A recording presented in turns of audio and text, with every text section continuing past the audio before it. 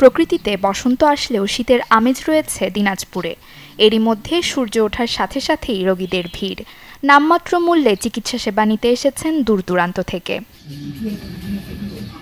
রোগীদের কাছ থেকে নেওয়া হয় মাত্র ২০ টাকা। আর যাদের এই ২০ টাকা দেওয়ার সামর্থ্য নেই তাদের দেখা হচ্ছে বিনামূল্যে। বাড়ির কাছে বিশেষজ্ঞ চিকিৎসকের পরামর্শ পেয়ে খুশি স্থানীয়রা।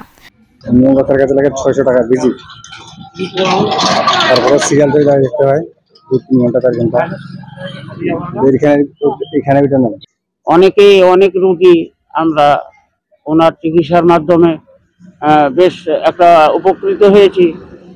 ভিজি দিয়ে দেখাতে হলে ৩-৪ টাকা চাইতো, এখানে ২০ টাকা দিয়ে দেখা হয়ে যাচ্ছে। এরকম উদ্যোগ হয়তো এরকম দেখি নাই। এই জানলাম যে এখানে টাকা ছাড়াই নাকি ভিজিট ছাড়াই এখানে দেখায়। সেই জন্য জানার পরে যে আমার আগ্রহী হলো যে না যাই এখানে দেখাই। প্রতি রোববার এই আয়োজন করে সোশ্যাল ওয়েলফেয়ার ফাউন্ডেশন নামের একটি স্বেচ্ছাসেবী সংগঠন। আর নিজ এলাকার রোগীদের সেবা প্রদান করছেন দিনাজপুর মেডিকেল কলেজ হাসপাতালের অর্থোপেডিক্স ও trauma surgeon doctor Mohammad Sajjad Hossain. যেটা গ্রাম্য লেভেলে দেখা যায় যে আমাদের দরিদ্র মানুষের সংখ্যা কিন্তু অনেক বেশি, যারা টাকা খরচ করে অর্থাৎ ডক্টরের ভিজিট দিয়ে ডাক্তার দেখিয়ে ওষুধ কিনে খাবে, সে আর্থিক সামর্থ্য অনেকেরই নাই। তাই আমি মনে করি যে সব ডাক্তারের একটু করে সময় দেওয়া উচিত, খুব বেশি না, হয়তো দেখা গেলো সপ্তাহে বা মাসে ১-২ বার সময় দিলেই কিন্তু অনেকটা হয়ে যায়।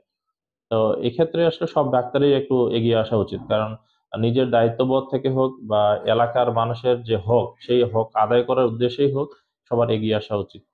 শুধু চিকিৎসা সেবাই নয়, বিভিন্ন সামাজিক কর্মসূচিও পালন করে থাকে সংগঠনটি। এখানে প্রতি সপ্তাহে ডাক্তার মোহাম্মদ সাজ্জাদ হোসেন ফ্রি চিকিৎসা সেবা দিয়ে থাকেন।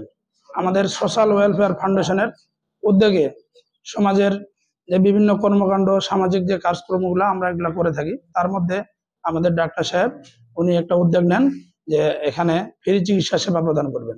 এখানে ২০ টাকার মাধ্যমে এই সেবাটা দেওয়া হয়ে থাকে। এই ২০ টাকা দিয়ে আমাদের এখানে যে প্রেসক্রিপশন পেড, এখানে কারো যদি মনে হয় ডায়াবেটিস আছে, ডায়াবেটিস পরীক্ষা করা হয়, প্রেশার দেখানো হয়, ওজন দেখানো হয়, এই আনুষঙ্গিক যে আমাদের অফিসের খরচগুলা এগুলাই বহন করা হয়। দরিদ্রদের সেবায় সকল চিকিৎসকের এভাবে এগিয়ে আসার আহ্বান সবার। Desk report, channel 24।